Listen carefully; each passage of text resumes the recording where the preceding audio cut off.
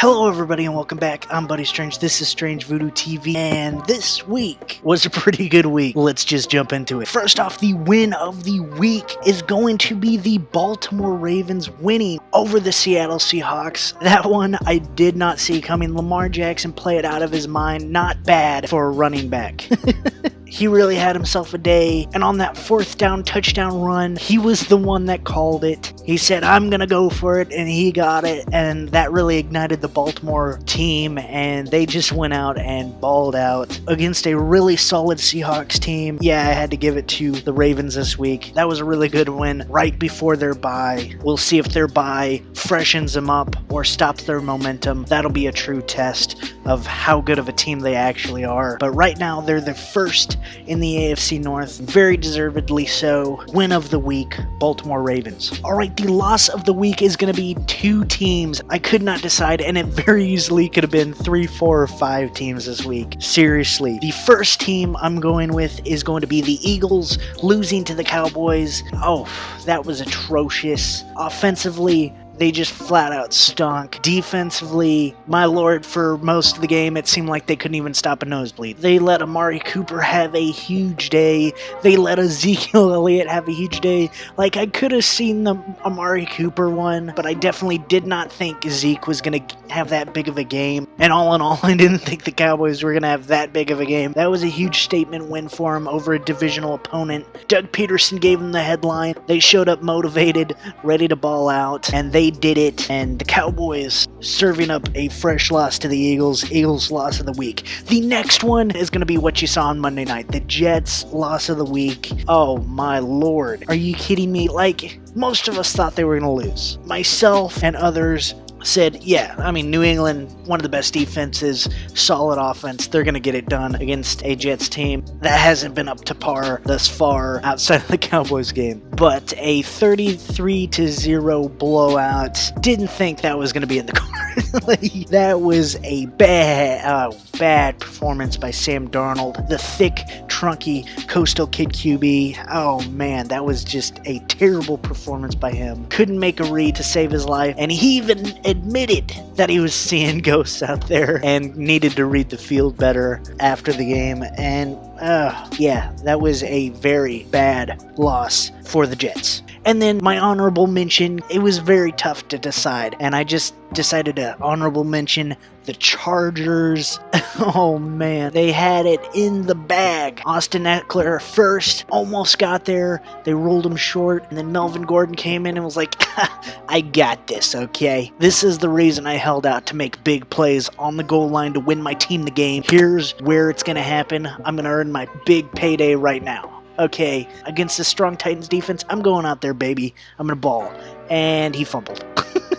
And he fumbled on the goal line. Lost him the game, ultimately. Did not have a great day outside of that either. And yes, Melvin Gordon, ouch. Honorable mention, Chargers. Alright everybody, SVTV's Players of the Week. First off, Offensive Player of the Week. Again, I have to split this one up. First one is going to be Aaron Rodgers. 6 total touchdowns, 5 passing, 1 rushing. Are you kidding me? 158.3 perfect passer rating. The best you can get, he got it. First time in Packers history, which I thought was interesting. I thought Aaron Rodgers would have had it before now, and then Brett Favre too erratic, and I don't think they were counting passer rating as a stat when Bart Starr was around. No, anyway, Aaron Rodgers first to get it, also putting up 429 yards. Huge day for Aaron Rodgers. He definitely deserves it this week. Alright, and then the second one is going to be Marvin Jones, wide receiver for the Detroit Lions. My God, Matt Stafford threw 4 touchdowns in that game. You want to know how many Marvin Jones caught? All 4 of them. He caught all 4 of Matt Stafford's touchdown passes, and he is the 3rd player in NFL history to catch 4 touchdowns in multiple games. It's him, Jerry Rice, and someone else. Oh yeah, Sterling Sharp, Jerry Rice, and Marvin Jones. That's pretty good company. I mean, to be mentioned in the same breath as Jerry Rice for an achievement, That's honor enough alone. But with Sterling Sharp too, are you kidding me? Sterling Sharp was good. Too bad he had a neck injury that cut his career short. But anyway, yeah, that's good company. Marvin Jones joined it on Sunday. He also had like 10 catches, I think 93 yards. So he didn't light it up with his yardage or nothing, but four touchdowns is enough to get you Offensive Player of the Week, but not a win. And then a couple of honorable mentions just really quickly. Chase Edmonds, running back for the Arizona Cardinals, absolutely went off. Dalvin Cook, Darren Waller, tight end for the Raiders. Remember when I said the Raiders didn't have a tight end? Well, they found him, and they also last week locked him up for 4 more years till 2023. Kirk Cousins and Jacoby Brissett rounds off the honorable mentions. There were a lot of offensive ballers this past week. Alright, next up, Defensive Player of the Week, Chandler Jones. Big presence off the edge for the Cardinals, big in their win over the Giants. He had 4 sacks, 4. Count them, 4 sacks against Daniel Jones and the Giants. Big game for him, big week for him. 1 forced fumble, 5 tackles. Other than that, absolutely went off. Dominant performance for him. Couple honorable mentions. Dante Fowler, he got himself 3 sacks and a forced fumble on Matt Ryan. And then 2 team honorable mentions, the 49ers and the Patriots. I know it's not a lot to try and stop Washington's offense right now, but the 49ers putting up a performance that was absolutely masterful in one of the best weather games in a while. And then the Patriots, I mean, no words can describe how good they were against the Jets on Monday night. As far as it goes here, defensive player of the week, definitely Chandler Jones. Alright, and then lastly, Special Teams Player of the Week is going to be Brett, air quoting, maybe Mayer. Brett Maybe Mayer, that's what Dallas Cowboy fans so lovingly call him, because maybe he'll hit it, maybe he won't. But this past week, he hit it, and he wouldn't quit it. He went 3 for 3, 100%, 13 points, 4 for 4 in extra points, and had a 63-yard long kick, which is not an NFL record anymore because it's 64 with Matt Prater. But that kick that he kicked, according to Next Gen Stats, would have been good from 66. So there you go. But yeah, that was nonetheless, you kick from 60 plus and make it. That's still very impressive on his part. And he definitely deserves Special Teams Player of the Week. All right, everybody, are you ready? Because here is SVTV's Play of the Week. Jacoby Brissett going to throw to the end zone, back of the end zone, and out of bounds. Let's take a look at where he came down. You might be able to guess what the cheering is all about. The ruling on the field has been changed, and it is a touchdown. Block, and the second man down to try and recover it. Sanders high up in the air, and Micah Hyde has it, and there he goes! Micah to the house! Alright everybody, I hope you enjoyed SVTV's Play of the Week. If you did, hit that like button, hit me up in the comments. Tell me what your Play of the Week is down in the comments down below. Alright everybody, let's see how we did this past week. This past week, we went 10 for 14, which is a very respectable, if I do say so myself, 71%. I'm very happy about that. Really quickly, let's go through it. Chiefs, nailed it. Rams, nailed it. Bills, nailed it. Jaguars, nailed it. Lions, did not nail that one. I mean, Marvin Jones had himself a day, Matt Stafford had himself a day, but unfortunately for us, at least, so did Kirk Cousins, so did Stephon Diggs, so did Adam Thielen, so did Dalvin Cook. Oh, so there you go there. Packers nailed it, and woo boy, the Raiders seem to have left their defense back in London because they did not bring them on Sunday. That was amazing in of itself by Aaron Rodgers, because he doesn't have Devontae Adams.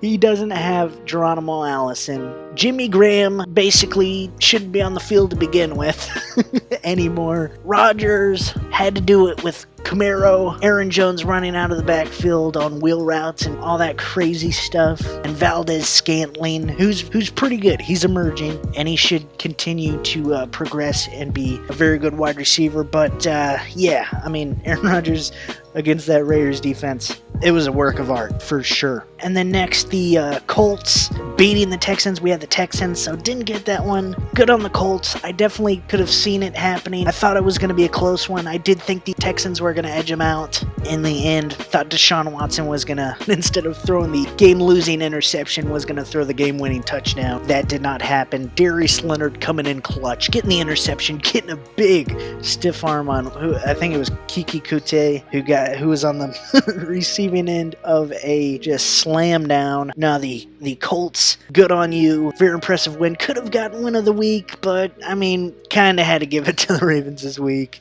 But count yourselves as an honorable mention. And then next up, nailed the Cardinals, nailed the 49ers, and I guess they call them the Niners for a reason, because that's what they got against the Redskins. Didn't think it was going to be, it wasn't really close. I mean, it was definitely 49ers the whole game. I mean, 9-0, I mean, that's 49ers the whole game. But those weather conditions were absolutely insane, and that's not going to be a great day for any team, even one as good as the 49ers. But they were still able to pull it out. And, I mean, don't let the scoreboard confuse you. It was pretty much dominated by the 49ers. And then the Chargers versus Titans, barely got that one right. I mean, we were an inch away from not getting that pick right. But the Titans coming in clutch, and Melvin Gordon not coming in clutch. Thanks, Melvin Gordon. Sorry you had to lose the game and everything, but appreciate it. See, Melvin Gordon's the true hero here, okay? Out of all of this, Melvin Gordon, the true hero that will ultimately, in the end, save my pick'em record. Thank you, Melvin Gordon. Big props to you, bud. And then the Bears lost. I called the Bears. I thought the Saints were going to have an off day. They didn't have Alvin Kamara, Latavius Murray, who is a good back, but I didn't think was going to carry the load as well as he did. That was a really good job on his part. And then ultimately, I thought the Saints were going to trip up just a little bit this game. They have to go to Soldier Field. You know, it's up in Chicago. They're used to a dome. It's outside. It's going to be a little bit crazier of a field. The Bears have a really good defense, so do the Saints, but, you know, went out on a limb. Saints usually drop one that they shouldn't. Thought it was going to be here, but nope. The Saints coming in clutch. Then the Ravens versus the Seahawks, didn't hit that one because, I mean, come on. The safe bet was the Seahawks, but the Ravens wanted it more. They went out and proved it. They got it done on the road. Props to them. Again, that's why they get one of the week. I did think it was going to be close. I called a 28-27 game, but no, the Ravens went out there and dominated pretty much the duration, and they definitely earned it. Then the Eagles-Cowboys, I was iffy on this one. I really wanted to pick Eagles after I had already picked the Cowboys. I almost re-recorded that whole segment to pick the Eagles. Oh man, something was telling me inside, just go with your first instinct there, bud. Just do it. And I did it, and boy, did it work out in my favor. Thank you, Cowboys, for backing me up on that. Did not expect a 37-10 win, but I thought it was going to be close. They're usually pretty close. They come down to the end, but that one was dominated by the Cowboys. Their front seven finally showed up for the game. It was really cool to see. Robert Quinn coming off the edge, absolutely destroying Wentz. DeMarcus Lawrence finally getting in there for a sack and a forced fumble. Absolutely dominating performance on the ground as well for the Cowboys, and even Amari Cooper a little through the air. Very good job on their part. And then the Patriots, I mean, come on. Didn't think it would be that bad, but yeah, it was going to be Patriots pretty much all day, every day during that one, 11 out of 10 times. Anyway, that was last week, 71%. That's awesome. Let's continue this momentum into this week. Let's get it done, and let's just get into it. First off, Thursday Night Football, we have the Redskins versus the Vikings. Everyone's touting it as the Kirk Cousins Bowl because Kirk Cousins is facing off versus his former team, but no one that I've seen yet is saying, hey, what about Adrian Peterson? He played for the Vikings. He's actually going home to Minnesota for the first time since his release. Hello, everybody. It's the AP Bowl, okay? Anyway, this should be a good one. Adrian Peterson coming back in. Kirk Cousins, Stephon Diggs, Adam Thielen, who might not be able to play this game. I'm not exactly sure yet. I'm recording this before news on him breaks, on his playing status, and he's probably day-to-day anyway, but we'll see about that. Anyway, Kirk Cousins and that wide receiver core absolutely going off these past couple of weeks. Kirk Cousins is actually looking really good. He's making great decisions, and it goes to prove that it always works when your wide receivers call you out and you have to publicly apologize to them. Like, that's all it took. Hell, if Washington knew that, they'd still have him. Just get Jamison Crowder, who was on the team, go after him or something. Come on, Paul Richardson, get out there. Jordan Reed, get on him. But anyway, no, that aside, Kirk Cousins playing good ball. The Redskins not playing great ball. Adrian Peterson has actually been doing pretty well on the ground. Terry McLaurin is their best wide receiver by far. Who knows which quarterback we'll see for him. I actually wouldn't be opposed to seeing Dwayne Haskins in this game. I think it'd be a good test to see where he's at, because the Vikings are a really good defense, but they are letting stuff up. I mean, Xavier Rhodes got burned by Marvin Jones. He got absolutely toasted by Marvin Jones this past week. So, I mean, you know, they're a good defense, but they're letting plays up. That might be a good base test for Dwayne Haskins to start the full game, but it's probably going to be Case Keenum. All that being said, I do have the Vikings winning 28-10 over the Redskins. I think the Vikings can control the game pretty much throughout the whole thing. Dalvin Cook's going to have himself a day. Kirk Cousins, I think, is going to have an average day. I mean, I think he gets, 237 yards and touchdown, maybe 2, and they'll get it done at home against the Redskins. All right, next up, we have the Seahawks versus the Falcons. The Falcons are not looking good at the moment, except on offense. Matt Ryan looks good. Julio Jones looking good. Calvin Ridley looking good. Mohamed Sanu looking traded to the Patriots. Oh yeah, that's right. Yeah, as I'm recording this about an hour ago, Mohamed Sanu traded to the Patriots. So the Patriots, good news for them. They finally now have a great quarterback. Anyway, no, it's a joke. It's a joke. Calm down, Patriots fans. No, Mohamed Sanu, that should be a good addition to our hurting wide receiver core in New England. Like they needed any more help anyway. I mean, come on. Jacoby Myers is showing up. He's doing really well. Julian Edelman, of course. Josh Gordon will be back in a week, maybe 2. Philip Dorsett isn't a slouch. Now you add Mohamed Sanu. I think they're going to be okay. And then no one's really getting past that defense anyway. Anyway, Seahawks, talking about defenses. They've been stepping up pretty much every week, except this past week. They stepped up in spots, but not when it mattered. They lost. However, I do think they have a bounce-back game. This game, I think, they'll let a couple points up, but ultimately they'll be able to contain the Falcons. I think offensively, Russell Wilson will not stand for what happened last game. I think he goes out, absolutely balls out this next game against the Falcons. I think he has 3 touchdowns throwing, 1 rushing, and I do think the Seahawks win 31-17 over the Falcons. I think the Seahawks, Pete Carroll, they're not happy with getting beat at home against the Lamar Jackson and the Ravens. I think they're Lamar Jackson, Earl Thomas, and the Ravens. Earl Thomas getting his revenge game in, going back home and winning. That was big. I bet that was really big for him. It was definitely big for the Ravens, and I don't think the Seahawks take that lightly. They go into Atlanta and win. All right, the Eagles versus the Bills. I'm trying not to overreact with the Eagles' loss to the Cowboys, but it looked bad. It looked bad prior week to Minnesota too, but Cowboys game, that was absolutely god-awful. The Bills coming off a bye. Oh, no, wait. Oops. No, the Bills coming off of playing the Dolphins. What's the difference? Corporate's asking the difference. I don't see a difference. No, the Bills coming off of playing the Dolphins. The Dolphins actually, for the Dolphins, played them really well. Ryan Fitzmagic had himself a game, 1 touchdown throwing, 1 touchdown rushing, where he just absolutely trucked the defender. That was impressive to see. Good on you, Ryan Fitzmagic. But all in all, the Bills defense, top 5 defense, definitely, maybe even top 3. I'd say top 3. Personally, I'd put them top 3. They're one of the best defenses. They're absolutely balling out. And I do think they continue that against the Eagles. I do think the Bills win 24-9 against the Eagles. I think it's all field goals for the Eagles. I don't think they score a touchdown. I mean, I definitely could be wrong. I've been wrong a lot this season, but I just think the Bills' defense is too good, and I think Carson Wentz and that offense struggle. And then offensively, I think the Bills Josh Allen especially can take advantage of a Eagles secondary that not only is bad, but this week they got worse. So there's that. No, I do think the Bills win here. All right, next up, the Chargers versus the Bears. 2 teams that were hyped up in the beginning, at least by me.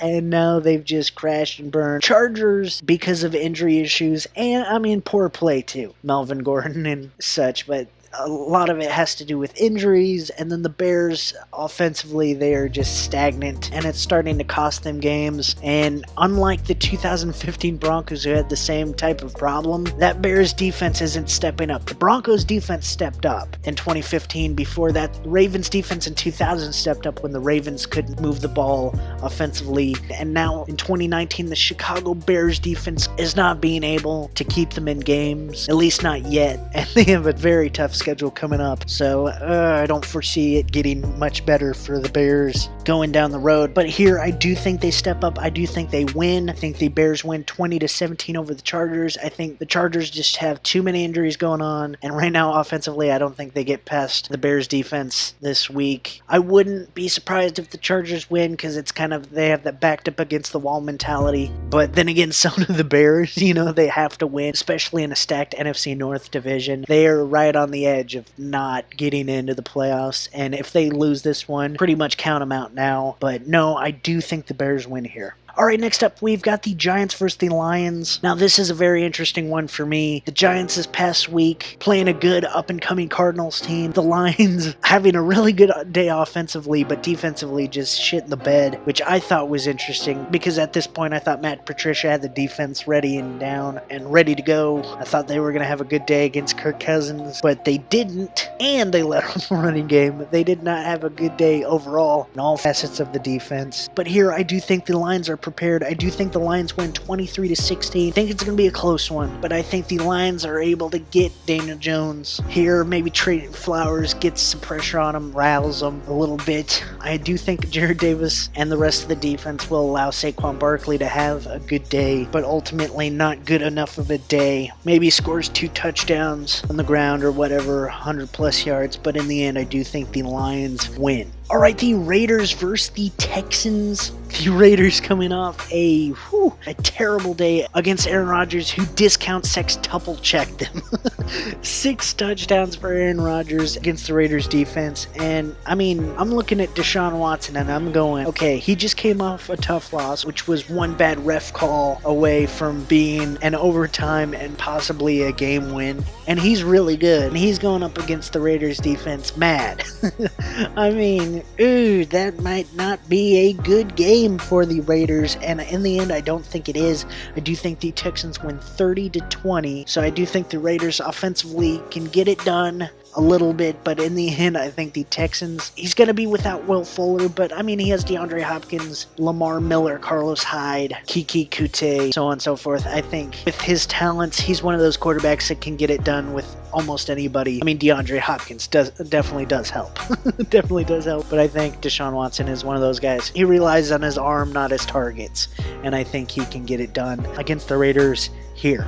Alright, the Jets versus the Jaguars here. The Jets coming off one of their worst losses ever, but definitely one of their worst losses in a while. And then the Jaguars coming off a pretty solid win this past week. I do think the Jaguars defense is really solid. They continue to show that week in and week out. Gardner Minshew continuing to have pretty solid performances for a rookie 6th round quarterback. I mean, what more could you expect from the guy? I mean, 220 plus yards and a touchdown. That's pretty solid. And going against this Jets defense, I mean, I think him and Leonard Fournette can have himself a day. I don't think Sam Darnold bounces back against this Jaguars defense. I think he'll have to find a bounce back game later on this season because I don't think this is going to be their game. This is going to be a true test of the Jets. I mean, they've already been tested a lot this season. This is going to be a true test of, I guess, Sam Darnold and the Jets. See if he can bounce back off his second loss, but his first loss that he actually gets to play the next game, because he started in the first game, lost it to the Bills, but he got mono the next week and didn't play. So this will be a test of him. Can he bounce back against a solid Jaguars defense? And can the Jets as a team get back on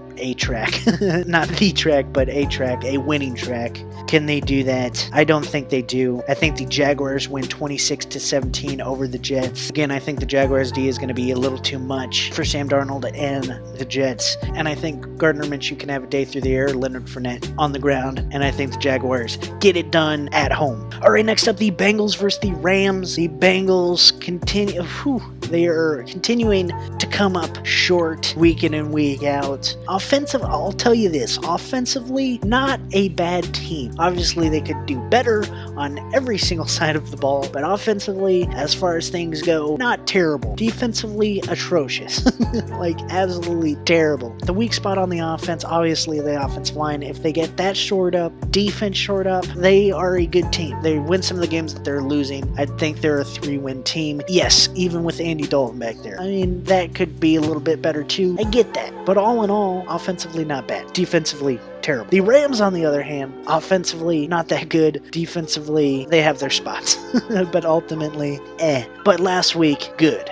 Last week, they were good pretty much all around. They got themselves a win. I think they do it again here. I think the Rams went 34-20. Again, the Bengals don't have enough pieces and frankly aren't that good, or not good enough. Let's just say that they aren't good enough to beat this Rams team. But yeah, Rams defensively, I think get them. Offensively, I think they can have a good day against the Bengals. Maybe even Todd Gurley gets himself back in the game, gets himself a 100-yarder. Who knows? I don't, but I do think the Rams win. All right, next up, the Cardinals versus the Saints. The Cardinals coming off a really good game against the Giants. Looking pretty good Cardinals team. Chase Edmonds may have found yourself the next star in that kid to replace David Johnson if the option so arises. Kyler Murray looking solid. Cliff Kingsbury starting to figure out a good play calling routine week in and week out. Very balanced, and that's good to see. The Saints coming off a absolutely solid game against the Bears. Teddy Two Gloves, Taysom Hill, and that offense got it done. Defensively outstanding. I know it's the Bears offense and all, but still, Saints defense continues to impress. They did it again this past week, and I think they do it again here. I do think the Saints win 27-17. I think they are able to stop up Cliff Kingsbury and Kyler Murray and that offense.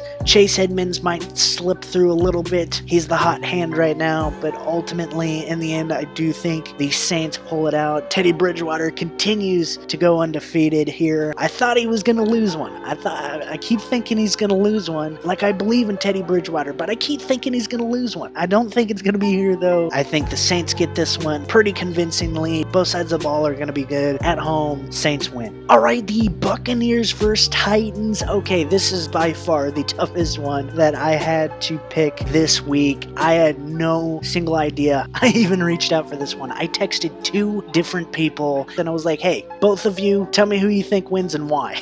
Give me a brief reasoning and tell me why. And guess what? They both picked differently. One picked the Titans, one picked the Bucs. They picked differently for different reasons, and you know what? I kind of agree with both. I kind of agree with both of them. And to tell you the truth, I still don't know which one I want to choose. The Buccaneers, solid defense. Offensively, they are definitely hurting. Jameis Winston continues to be a terrible quarterback week in and week out. Even on the bye, he didn't play well. No, it's not looking good for him. He's stifling that offense. at the moment. They don't really have a running game. But then again, on the other side, on the Titans, quarterback stifling the offense. I mean, not last week. Ryan Tannehill? Okay, I'll eat my words on that one. I said it was too soon. I said it was a bad move. He went out and he had himself a really good game. Granted, against the Chargers, who are hurt and have both their starting safeties out, both of them all-pro safeties out, which definitely hurts. Team, they're not functioning to the best of their abilities. So there's that. We'll actually get to see him against a pretty solid defense this week. We'll see how he does against the Buccaneers. But as a whole, Titans quarterbacks, not great this year. Buccaneers quarterback Jameis Winston has had his moments, I'll give him that, but ultimately bad. Bad. Both teams have solid defenses, though. Here, I'm going to pick the better defense and the home team, the Titans. I do think the Titans win a very close one, 21-20. I think it's going to be really close. Who knows? It could be a tie in the end. Oh, man, for the love of God, if it's another tie. But here, yeah, I do think it's going to be the Titans. I don't know why, other than better defense. It could definitely be Buccaneers. I don't know at this point, but I'm going to go with my first instinct, which was Titans, because of that defense. And who knows, maybe Derrick Henry can have himself a day on the ground.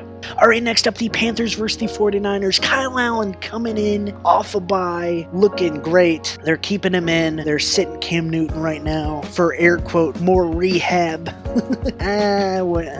Maybe. You know what? I'll give him the benefit of the doubt. He's still injured. They're being more cautious than anything because Kyle Allen is winning. He is an absolute baller right now, along with Christian McCaffrey, who's absolutely insane this season.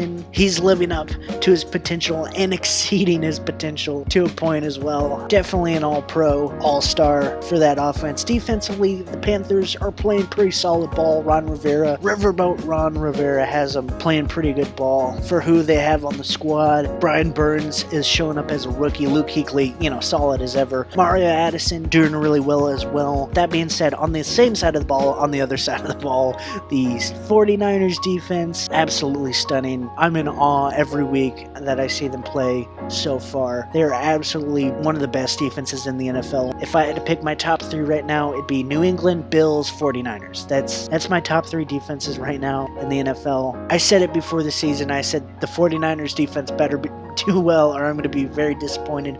Right now, I'm not only not disappointed, I'm absolutely floored by what they're doing. They're at every single level of the defense. They are playing outstanding football, and I think that ultimately is what gets them the win here against the Panthers. Don't think Kyle Allen can match this test, nor Christian McCaffrey. I think Kyle Allen gets his first ever career loss here against the 49ers. I do think it's going to be close. I think it's going to be a 28-21 game, so I think it's going to be close. But ultimately, Panthers, I don't think can get it done against the 49ers defense. And then on offense for the 49ers, Jimmy G, he's been not great this season. This might be a game where he kind of breaks out a little bit. I'm not going to predict that he does. I do think it's more on the run game this game. I think run game is going to get going and not stop. I think Tevin Coleman, Matt Breida, Mostert, I think they have themselves a day. However, if it is done through the air, I do think George Kittle has one of his best games of the season in this one. That dude is one of my favorite players right now. George Kittle, are you kidding me? One of the best tight ends in football, and I'm thoroughly convinced he only has 3 modes. And those modes are all-pro tight end. Touchdown catch! Oh, I love that! An NFL record.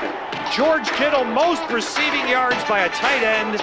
Woo! Wrestler. Can you smell what the nuns are cooking?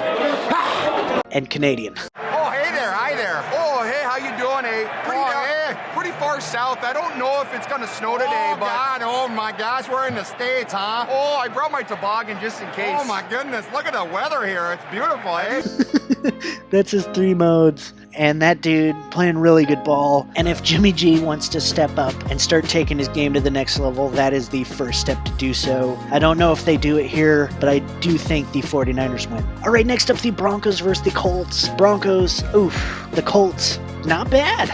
Not bad. Jacoby Brissett's playing really good ball. Very good interim and, now successor to Andrew Luck. That defense, finally getting some pieces back, like Darius Leonard definitely improved, definitely showed it. They're riding high on momentum, and Frank Reich is a damn good coach. He's got them playing damn good football, and I think they play damn good football at home against the Broncos here. I do think the Colts win 27-13. I think Eric Ebron, hell, even Mo Alley Cox on Jack Doyle, who the Broncos aren't great against tight ends. I do think Eric Ebron, I mean, he had himself a day this past week. I think it's no difference here. I think him and Jacoby Brissett can have themselves a good day through the air. Marlon Mack, I mean, the Broncos, every once in a while, they let up a big rushing day. I wouldn't put it past Marlon Mack to have a big day here behind that Colts offensive line, which is one of the best, if not the best, in football at the moment. Defensively, I mean, the Broncos offense is struggling. There's no ifs, ands, or buts about it. Darius Leonard, Justin Houston in that defense, I think they can take care of it, keep the game under control and managed on that side. And then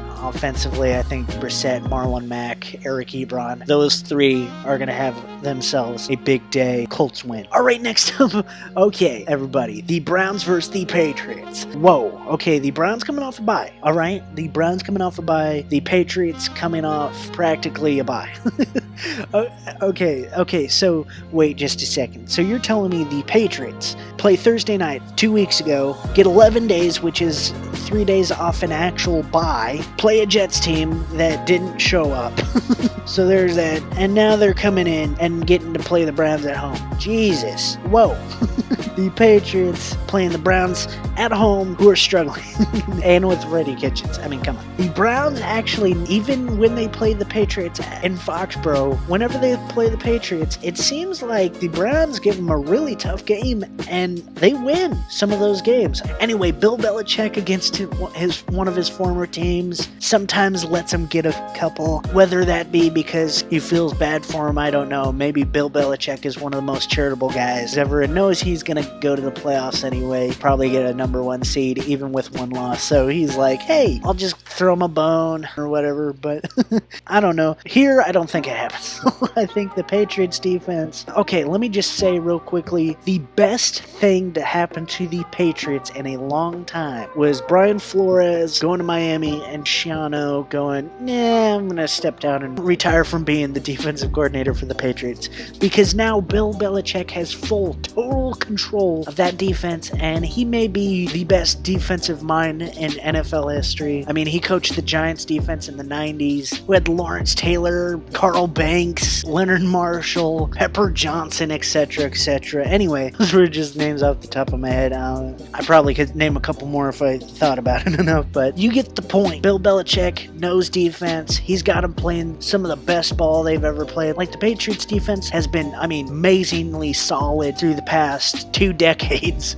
But this year, it seems very special, and I think it's no different against the Browns. I do think the Patriots win 31-24 against the Browns. I think it's closer than what a lot of people might think. Again, I think it's that Browns voodoo kind of thing that they have on the Patriots. I don't know, like, I don't foresee them winning this one like they have in the past, but I do think they put up some points, kind of somewhat stun the Patriots, but not, they don't win. Ultimately, in the end, the Patriots get it here. I do think the Browns defense stifles Tom Brady in that offense a little bit. I think at least one of the Patriots scores to get 31 points or whatever they get will be a defensive score or special teams, but I think defense. And then ultimately it relies on who has the better defense, and that right now is the Patriots. And really quickly, I wouldn't put it past Nick Chubb also have himself a pretty good game if Freddie Kitchens decides to use him, which who knows at this point. But in the end, Patriots win. All right, Sunday Night Football. Al Michaels, Chris Collinsworth in the booth. Should be a really good one. We've got 2 of the top quarterbacks in the league. The State Farm MVPs, Aaron Rodgers versus Pat. Oh, wait, just a second. Oh, man, that would have been such a good game if Pat Mahomes wasn't injured and could play this game. Instead, we have Aaron Rodgers, all right, versus Matt Moore. All right. Yay, Sunday Night Football. All right. No, I think it's going to be a good game. I do think Andy Reid will have a good game plan ready for Matt Moore. I mean, he's a veteran. He knows what he's doing. I mean, he hasn't always done it great, but he knows what he's doing. It's going to be an Arrowhead. That'll give him a boost. That place is absolutely electric, and their fans know how to show up for some games. That is for sure. However, again, like I've been saying this whole season and before this season, what wins you games is defense and running game and offensive line. But defense and running game, if you have those two, you're pretty much, I mean, you're set. I mean, it doesn't always win you the game, but right now in both categories, the Packers are by far the better team in running and defense. And then you throw on top of that Aaron Rodgers. I mean, against a Patty Mahomeless. Has anybody made that joke yet? I'm so funny, guys. No. A Mahomeless Chiefs team. I mean, right now they are more Mahomeless than the Chargers. Get it? Because they don't. Anyway.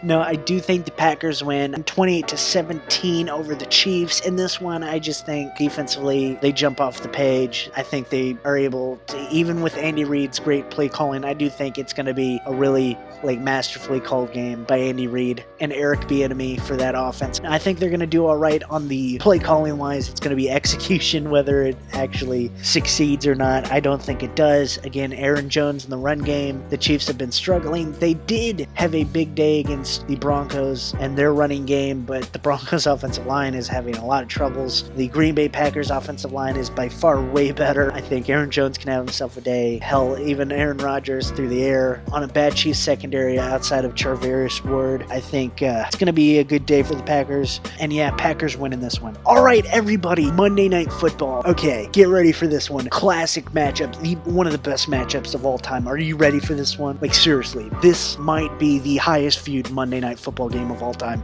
It's so good. It's the Steelers versus the Dolphins. Oh, yeah. I know, yes. I see your face right now. It's pure excitement. I know, me too. I mean, with the best commentating group in football, Booger McFarland, Joe Tessitore. Just absolutely, I could not be more excited for this game. Two classic teams in this one. I mean, I can't believe Dan Marino has come out of retirement just for this game. It's going to be so epic. There's reports that Jerome Bettis is coming back just for this one. I mean, it's just going to be such a good game. I cannot wait for it. I can't continue that. Anyway, yeah, Mason Rudolph coming back for the Steelers. The Dolphins having a bad year. Steelers win 31-6 over the Dolphins. I think that defense has themselves a day. I think ultimately the Steelers have one of those games where, I mean, yeah, they're not a great team right now either, but ultimately, and I think they just tear up the Dolphins. And there you go. Monday Night Football, everybody. Dolphins versus Steelers. Wow. Okay. Oh, man. I don't even think before this season that would have been a good one. I mean, what were people doing the scheduling thinking? I mean, even before the season, I mean, not given what has transpired, I would have said, you know, Seahawks Falcons Monday night, or even maybe Cardinals versus Saints. Why not throw Kyler Murray onto prime time? Why don't you? I mean, come on. Really? Dolphins? Anyway, Steelers win, and that is that. And that is going to be the episode. Hope you enjoyed. If you did, hit that like button. If you haven't already, hit that subscribe button. Comment anything down below, your opinions, bold predictions. Again, copy and paste for a weekly pick'em is in the description. Just copy that sucker, paste it with your predictions down in the comments down below if you would like. I would love to see your opinions on the games down in the comments down below. And feel free to pick alongside me or against me, however you feel like describing it. That would be fun. But that being said, love you guys, appreciate you guys. Thanks for stopping by. And as always, I'm Buddy Strange. This is StrangeVoodooTV. Keep it strange, everybody. I'll see you in the next one. And peace.